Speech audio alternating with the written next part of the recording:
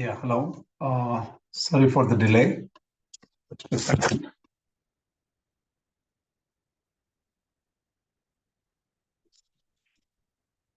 Can you hear me? Yes. Very good. So I've been up for a long time now. Got up at like 2:30 a.m. Let me now start with a prayer. Asmat Gurubhyo Namaha, Asmat Parama Gurubhyo Namaha, Asmat Sarva Gurubhyo Namaha, Shri Kṛṣṇa Parabrahmane Namaha, Shri Lakshmi Nrsimha Parabrahmane Namaha, Shri Lakshmi Hayavadana Parabrahmane Namaha, Sarvam Shri Kṛṣṇa Arpanamastu. This has been a tough day for me. The reason is the topic we are going to talk about today is not that easy. And even the textbooks, they don't make it easy. But we will try to understand as much as we can understand very clearly. So this might be a shorter class than the previous classes. So we'll start somewhere. Okay, let me share my screen. Bhagavad-Gītā.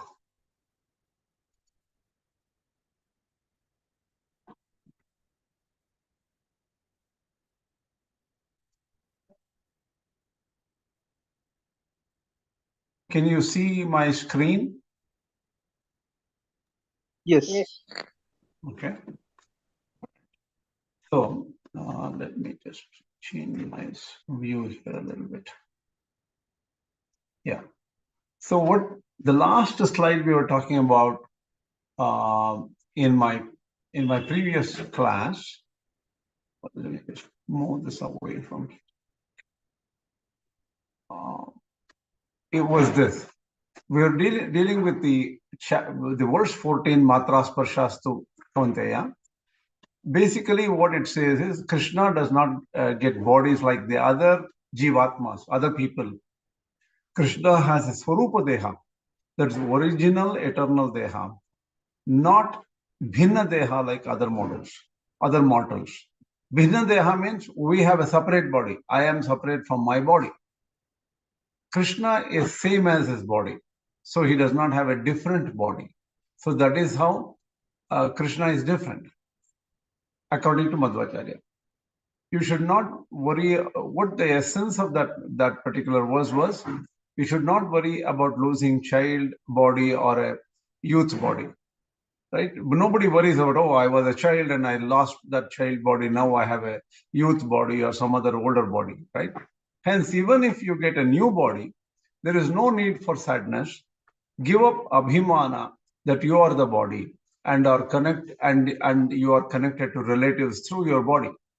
So all this abhimāna that is yours, your connection is the problem here. So you need to give up that connection or attachment. So this is the summary of the last class we did. Now we'll go to the next verse. 1 second.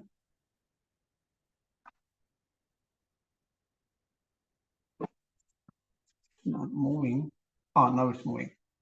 The matras parshastu kaunteya shitoshna sukha-dukkadaha agama-pāyino nityaha tam stitikshasva bharata. Here, I'm talking about, I think this is Gita Tatparya. Tad adarshanaadi nimittam sodhavyam ityaha matras parshaha iti vishya sambandhaha. So even when the relatives are dead in a war, right? Arjuna is in the battlefield, and he knows that the relatives are going to be killed.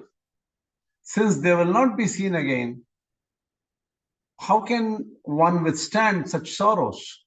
Because they will never see those people again. Even that is by giving up abhimāna or connection to your body. That's saying that this is your body. Don't have that connection. This is a very difficult thing to develop, but this is what Bhagavad-Gītā is saying here. Now, the next verse is of interest today. That is the topic of today.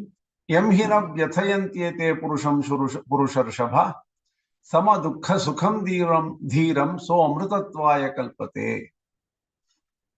So that is the verse 15, second chapter, 15th verse. General meaning here is a person who is not affected, a person who is not saddened by all these Sukha or Duḥkha, any form of happiness, elation, or grief, that person is a Dhīra. Dhīra is a brave person, or that person who is intelligent. So amritatvaya kalpate, that person becomes eligible to get moksha. Okay, 1 second, please.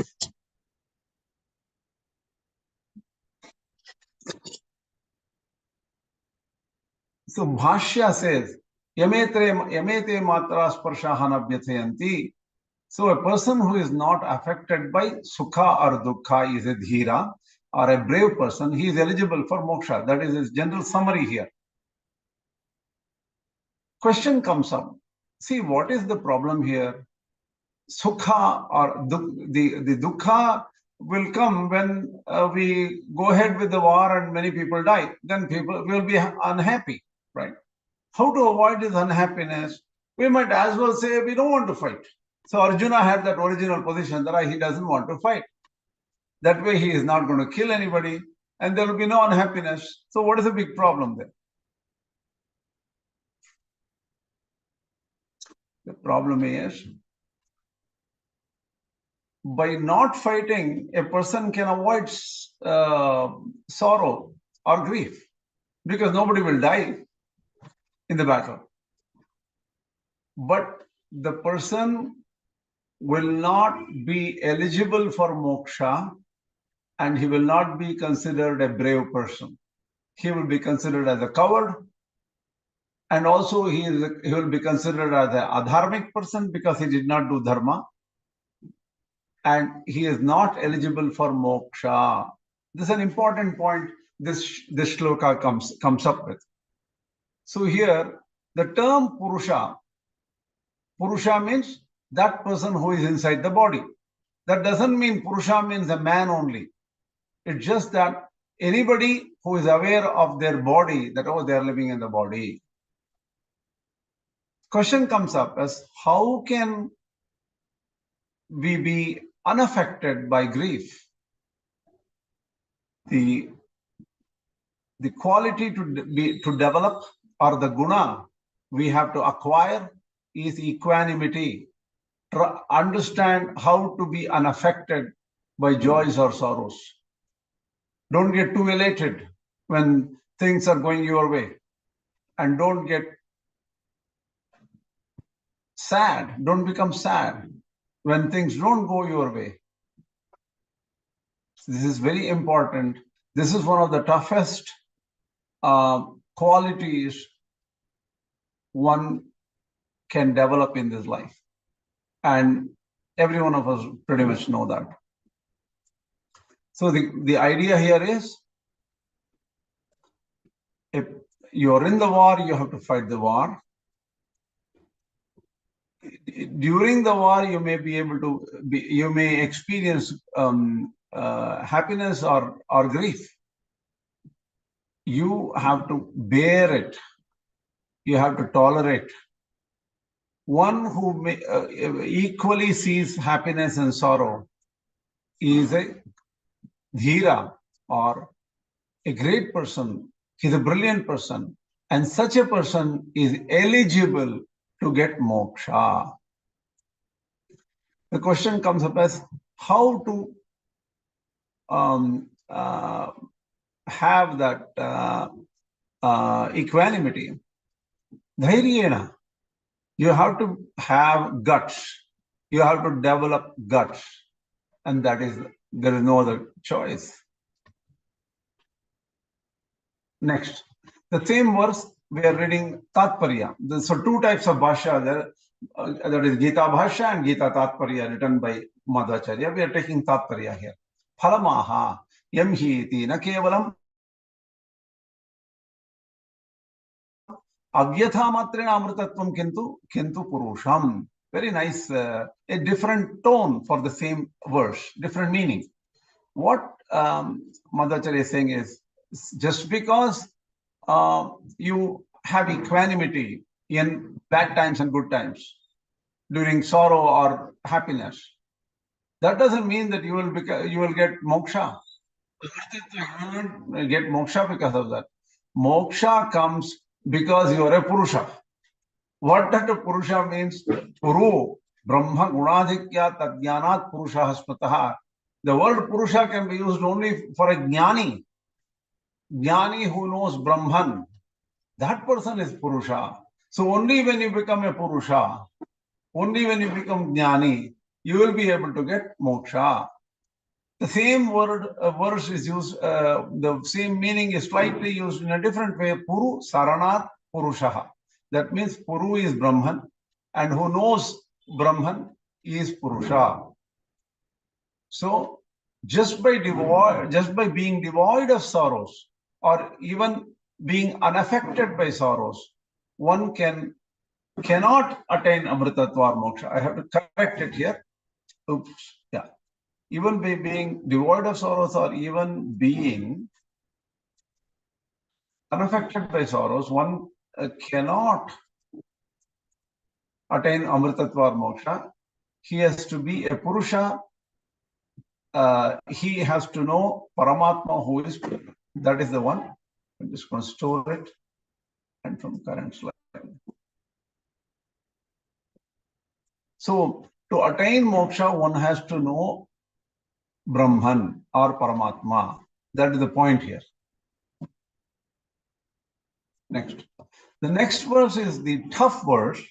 We will be only probably going to finish only a portion of this verse, but it's a good introduction because at least we will know what Madhvācārya is thinking, what the views of Madhvācārya are about this verse.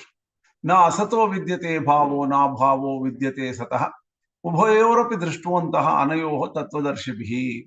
This verse is very important because Advaitins make a different meaning out of it. Madhvācārya differs from that meaning significantly, and he also goes to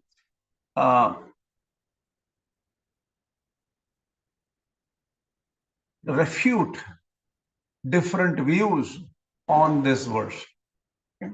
The one simple meaning is the word asat and sat can be understood as bad deeds and good deeds. Asat is bad deeds, sat is good deeds, good karma.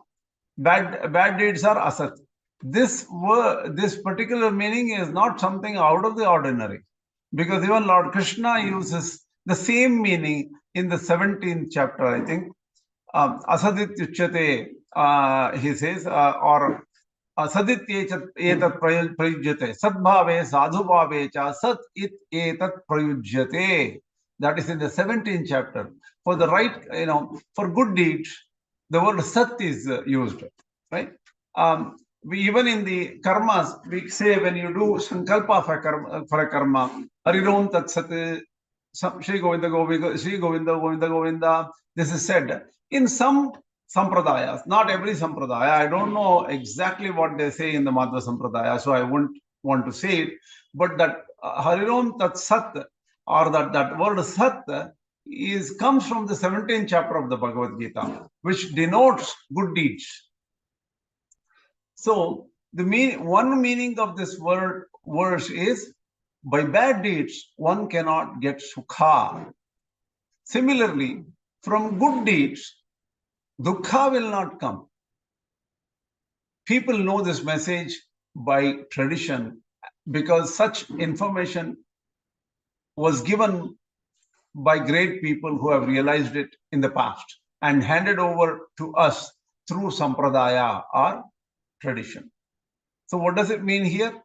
If somebody does bad deeds, one can never expect to get Sukha or happiness.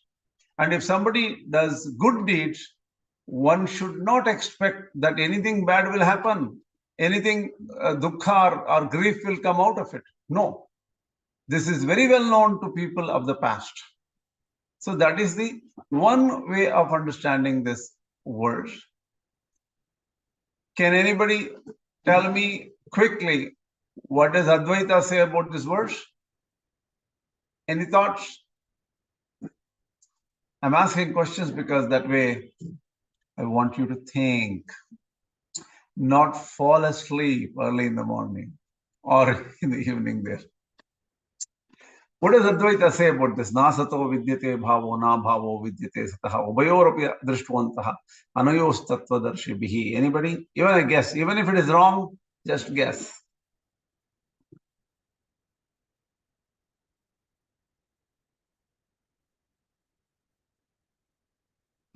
Wow.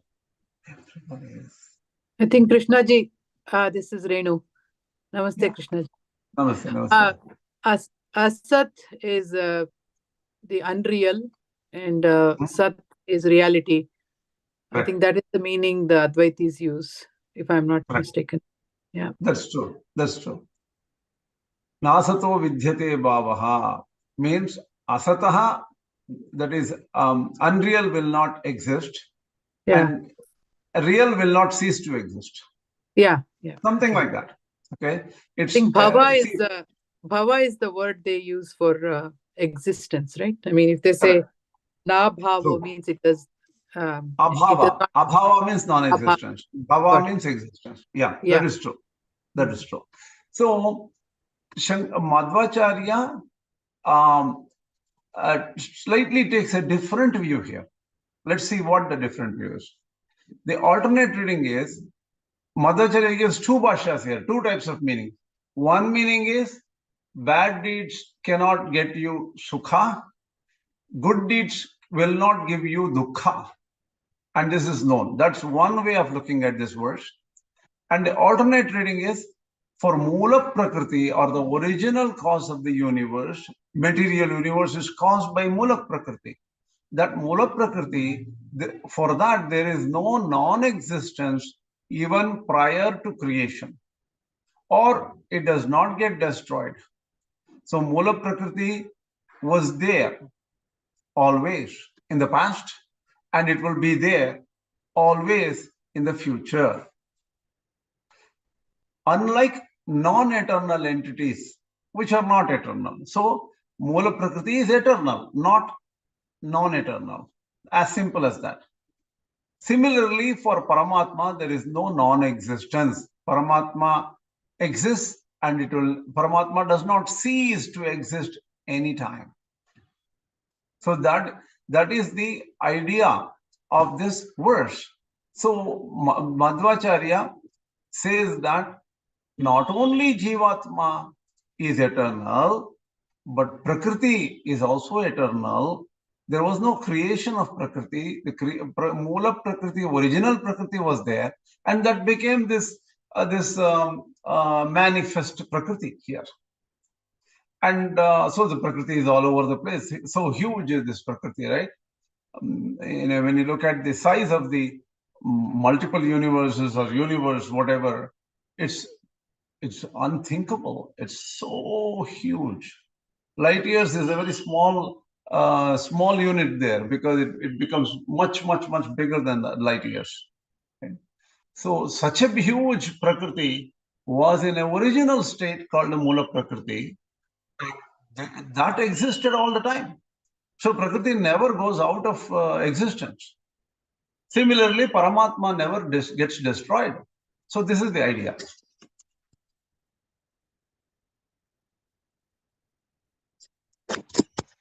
And Ubayoropi drishtva antaha anayos tattvadarshibhi means the nature of these two entities, that is Prakriti and Paramātmā, is known, very decidedly known by tattvadarshis who are jñānis.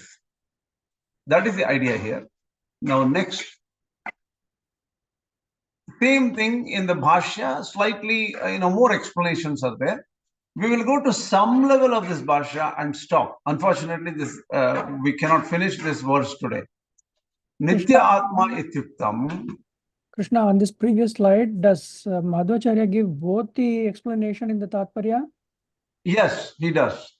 Okay. See, there are two. One is Tātparya, one is Madhva Bhashya. Okay. In each of them, he gives slightly different, quite a different meanings actually. Both are possible, he says. We can understand it in two different ways. That is the idea. Okay, thank you. Yeah. Nitya Atma Ityuktam kim Atmaiva Nitya Ahostvita Anyedapi Tat Kimiti Aha Nasate. iti, na sato iti. So only, see, till now in the second chapter, what are we talking about? Natvevaham jatunasam natvam neme janadipaha dehi nityam avadhyoyam dehe sarvasya bharata. All these things are talking about only about the dehi, the one which holds the body, one which bears the body. That is the jiva. So is only jiva nitya, or is there anything else? No, the other one is also nitya, which is mūla prakriti. Asataha karanasya satah brahmanascha abhavo na vidyate. That's how the verse, this is Madhvācārya. Mūla prakriti is the karana, and the mūla prakriti is known as asat, and asat is the karana. Asat is mūla prakriti, which is the material cause of the universe, and sataha brahmanascha. Sat is Brahman, do not have any destruction. Abhavo na vidyate.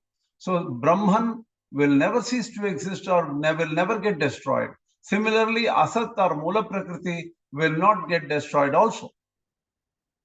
So how do you say this is the meaning? Even in the same Vishnu Purana, a similar vachana comes.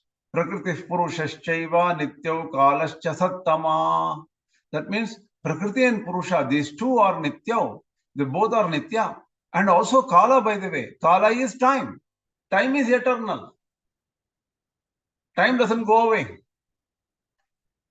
So, iti vachanat Vishnu Purana. So, in Vishnu Purana, you find this.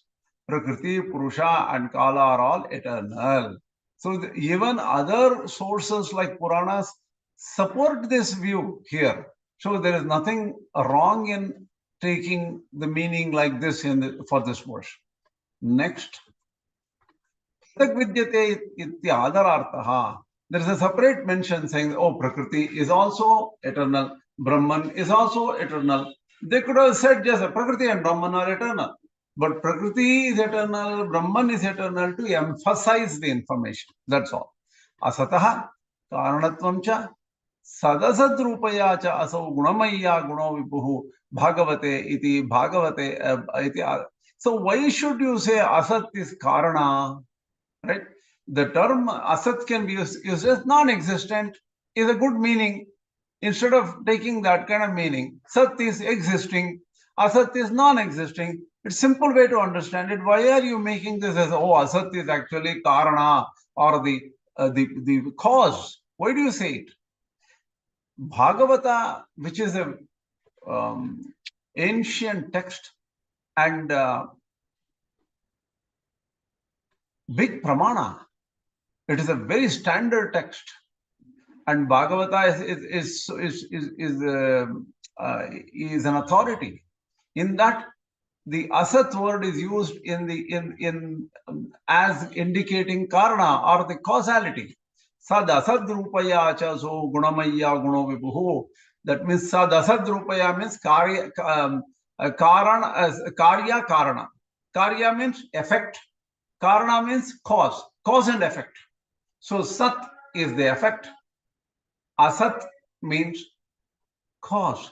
In that way, they have used this word. And even in the Rig Veda, Asataha sadajayata. The thing is, from the Asat came the Sat. This is said in the Rig Veda. Even here it means Karana. Abhyaktescha. Abhyaktescha means, look, the Prakriti is subtle. The poor mūla Prakriti, the very causal Prakriti is not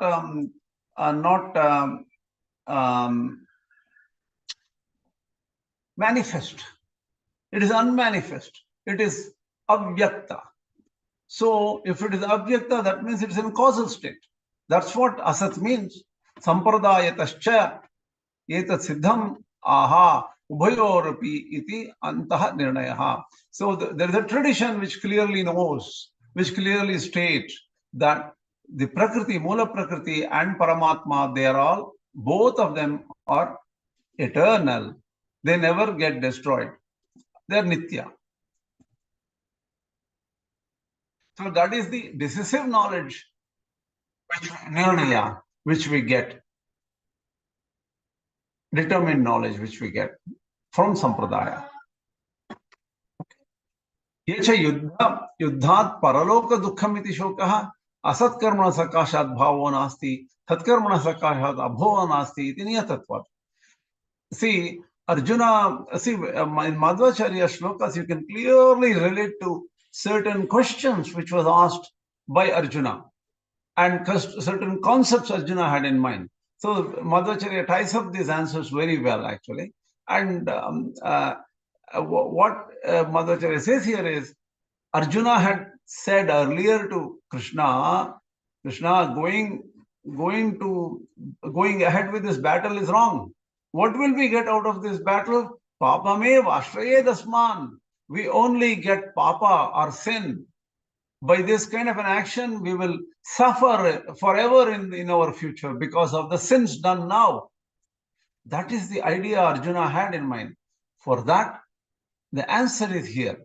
One should not think that waging a war here results in bad effects in another life. Why? Because punishing haters of Narayana is not Pāpa. Duryodhana and other people hated Kṛṣṇa here. So punishing them is not a sin. It is not asat karma. So waging war is not an asat karma because it is an act of punishment to the people who are haters of Narayana. Since it is said that there is no good effects of bad karma and there is no bad effects of good karma, that means that waging a war is the right karma and that will not have a bad effect in the next life. So you don't have to worry about it. That's how Madhvācārya explains this verse. Sadbhava-vācanaha shabdaha sarve te sukha-vācakaha, abhava-vācana shabdaha sarve te duḥkha-vācakaha iti shabda-nirnaye. The shabda-nirnaya means there are like thesaurus, dictionary of different kind, koshas of different kind. Shabda-nirnaya is one of those Sanskrit koshas which determine the meaning of the words properly. So the word sat is given for anything which indicates happiness. Asat shabdaha or abhava shabdaha indicates dukkha or unhappiness. So that is said, and as earlier I had pointed out, Madhvācārya states, sadbhave sadhubhave cha saditye tat prijyate prashaste karmane tata sadshabda partha uchyate. This is Gita 17:23, I think. Sat and what do you call saintly things. The good things and saintly things are indicated by the word sat. And prashasta means auspicious and important work is said to be sat. So that is well established by the language of the Gita itself, if you look at the later chapter. Asanne vasa bhavati asat brahmeti vedachet ityadesha. The traditional or the other acharyas have taken this word. This is a Taittiriya Upanishad statement. Asanne vasa bhavati asat brahmeti vedachet. In that, traditional meaning, those people, I won't use the word tradition and non-tradition here. Other acharyas say, asanne vasa bhavati, he will become non-existent if he thinks Paramātmā or Brahman is non-existent.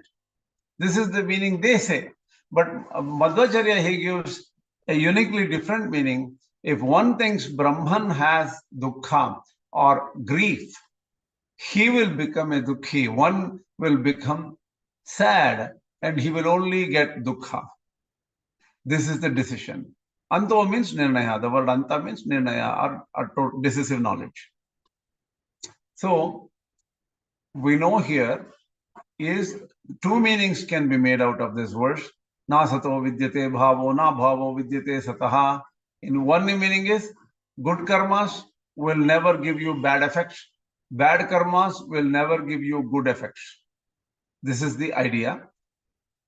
And that's what is explained here with proofs of how the meaning is made using the thesaurus, dictionary, and also internal evidence from the Gita shlokas. Now comes, Madhvācārya refutes the views of certain acharyas here. And first he refutes the Bhāskarācārya's view. Second, he refutes Advaita view. We are going to only deal with Bhaskara Bhashya today, or refutation of Bhaskara Bhashya today. And later on we stop, because the refutation of Advaita by Madhvācārya, even the textbooks which explain, they are not very clear. And I want to validate it by talking to some Madhvācārya. I will talk to either both of them if possible, Prabhanjanacharya and Nagasampika professor. I'll get you the meaning by next class. For now, let us just cover Bhaskara Bhashya's refutation. Okay, here. I'm going to skip the Sanskrit of the Madhvācārya Bhashya there, because it's complex and it involves the knowledge of Tarka, which is Pragabhava, Pradvamsa Bhava, and all these Tarkic terminologies are there. I want to make it understandable for general public at this point, so I don't want to bring in the Tarka notations or Tarka terminology. Bhaskarācārya claims the verse really means there is no creation of non-existent entities, and there is no destruction of existing entities. That is the meaning of this nasato vidyate bhavo na bhavo vidyate sataha, according to Bhaskarācārya. By the way, Bhaskarācārya is not an ordinary person. He has written Brahma Sutra Bhashya. I think he has written Gita Bhashya. So Bhaskarācārya is a traditional scholar. Even I think prior to Ramanujacharya and after Shankaracharya. Bhaskarācārya was there before Ramanujacharya and after Shankaracharya. So what Bhaskarācārya claims for this verse is there is no creation of non-existing entities and there is no destruction of existing entities. So Asat means non-existing entities. And Sat means existing entities. So, but Madhvācārya says it doesn't make sense. We see a non-existent pot being created, and that comes to existence, and now it is a pot. And an existing pot being destroyed and becoming non-existent. So the pot was there, pot got destroyed, and pot does not exist anymore. So this example in Pratyaksha we see, in actual experience we see. Hence, saying that there is no creation of non-existent entities, and pot was not there, but pot became existent, right?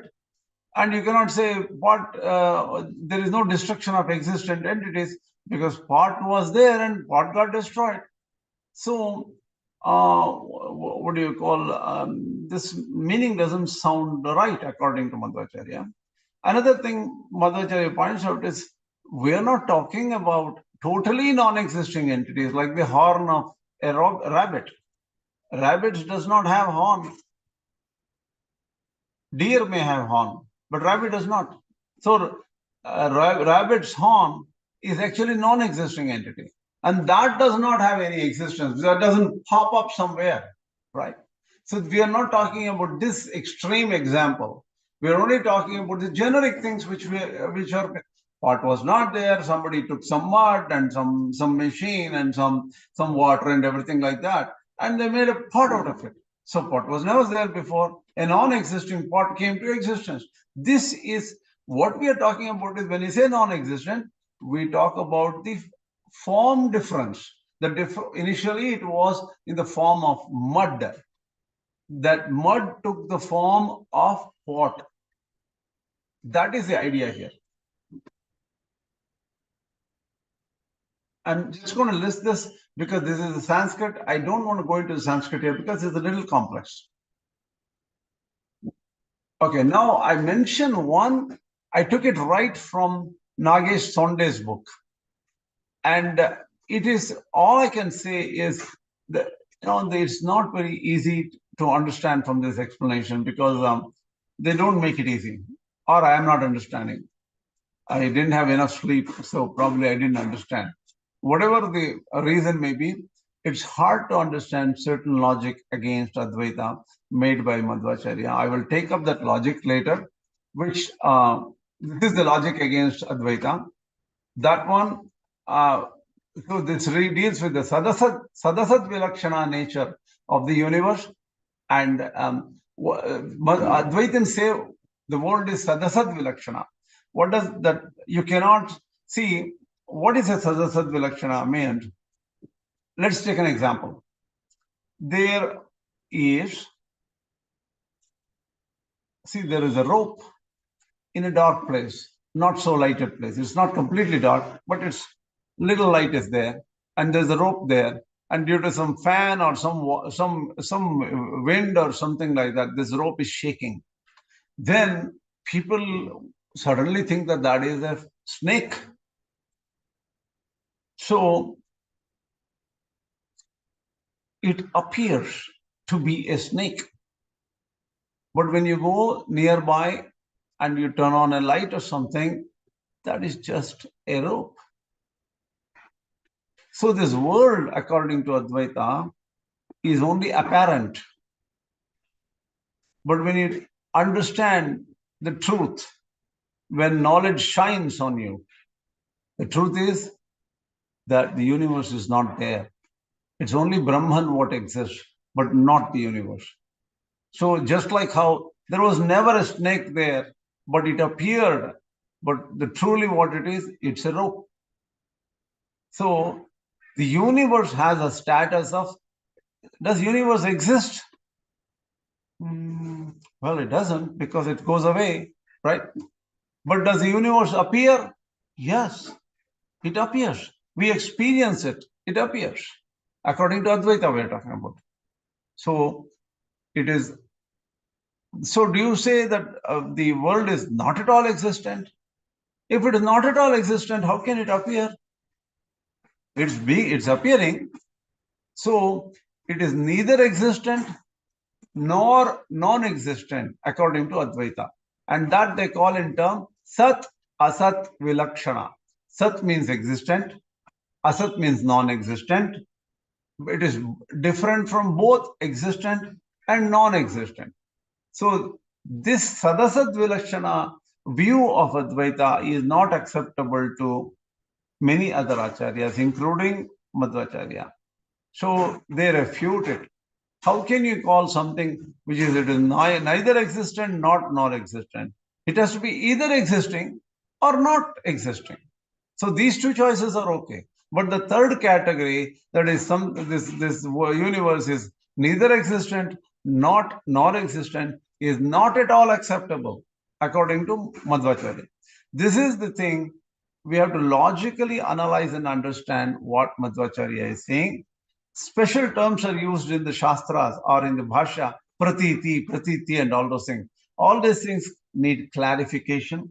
So I will come back to you next week with a lot more details on the nasato vidyate bhavo and clearly dissect what Madhvācārya is saying about this verse. Is that okay?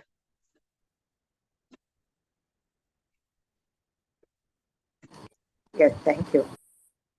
So at this point, I will only open up for questions. And unfortunately, it is a short class of 40 minutes or less, maybe 30 minutes. I don't know, 35, 40 minutes. If you have any questions, you can raise. Next time, I will clarify.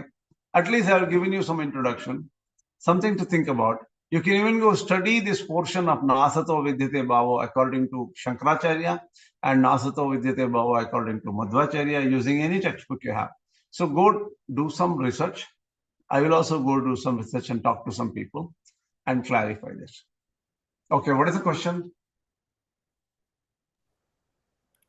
Swami, Advaita view is that the world is real, but not what it appears to be, right?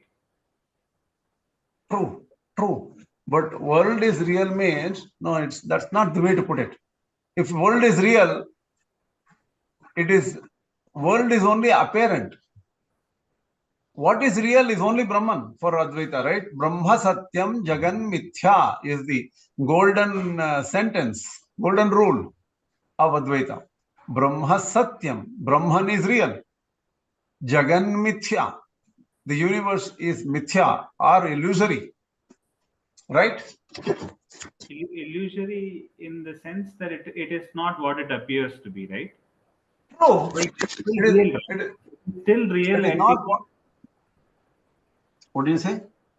It is a real entity, and then it doesn't appear as real, or what it appears to be is unreal. But That's what I'm saying. You know, you're saying the same thing. It is not real as you perceive it. So it is not real. First, see, think about it. Neither the feeler or what is felt is real, according to Advaita. Neither the knower or what is known is real. Because Jnatritva, Kartritva, Bhoktritva, everything is illusory. In Brahman is Nirguna, right? What exists is only Brahman, who is Nirguna, Nirakara, Nirvishesha, Nishkriya, Shanta. Nishkriya, no action. So that is Brahman. If that is Brahman, what else is real? Nothing else is real. You are mixing up things, saying, oh, Brahman is real, but it's really not exactly what I thought it's real as. Don't say Brahman is real to start with. Veda says Narayano akamayata prajasrijayeti, right? Yeah. And then Narayana, Brahma jayate, Rudra jayate, etc., etc. So he Yes. did create. He says Narayana, Praja Prajayante, Disha True. came out of him, Kala came True. out of him, everything. Yes. So that means he created. That means whatever creation we see is not mithya, it is real. It is created by Narayana. That is all there. Right. So if we say this is all mithya, meaning doesn't exist. But what does Advaita say? The creator Narayana is also mithya, right? According to Advaita. The creator means what? He is a Saguna Brahman. Saguna Brahman is, he has attributes, characteristics. He's a creator, destroyer, protector, and all those things. At the final end, that aspect of gunas and the activities of gunas, they are all unreal anyway. They're only mithya. That is only in this created universe we see all these things. But in reality, that the original Nirguna Brahman never created it, never destroyed it. There is no creation or destruction. There is no bondage. Hence, there is no moksha, need for moksha. In that view, right? From the perspective of Nirguna Brahman, who is the true Brahman? Even the Saguna Brahman is non-existent. Or we should put it this way, Saguna Brahman, it appears as Saguna Brahman, but actually it is Nirguna Brahman. So in that sense, Saguna Brahman is not unreal, but Saguna Brahman is erroneously perceived due to Ajñāna or illusion.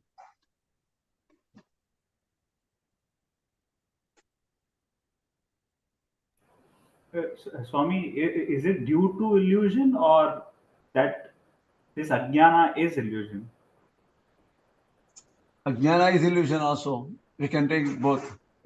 See, illusory perception is due to avidya, right? Avidya, mūla, see this again, what is mūla vidya according to Advaita has become complex because so many people say that there is nothing called mūla vidya in Advaita. But when you find this universal experience of multiplicity and all the Sukha, Duḥkha, all the emotions we experience, that is due to what? Due to Maya. And that Maya is because of some avidya only, right? Maya does not exist from the perspective of Brahman. Maya does not exist. Maya exists from the perspective of only from the bound individual.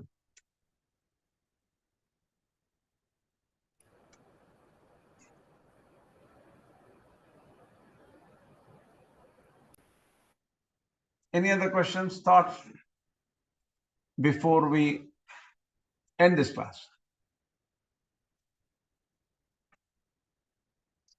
Next time, read up this Nasato Vidyate Bhava according to other acharyas. It will be easier for you to understand, and it will be better for me too. I will check everything before I come to the next class. Okay? Will do. All right. Asmat Gurubhyo Namaha, Asmat Parama Gurubhyo Namaha, Asmat Sarva Gurubhyo Namaha. Shri Kṛṣṇa Parabrahmane Namaha, Shri Lakshmi Simha Parabrahmane Namaha, Shri Lakshmi Hayavadana Parabrahmane Namaha, Sarvam Shri Kṛṣṇa Arpanamastu. Thank you. Namaskara.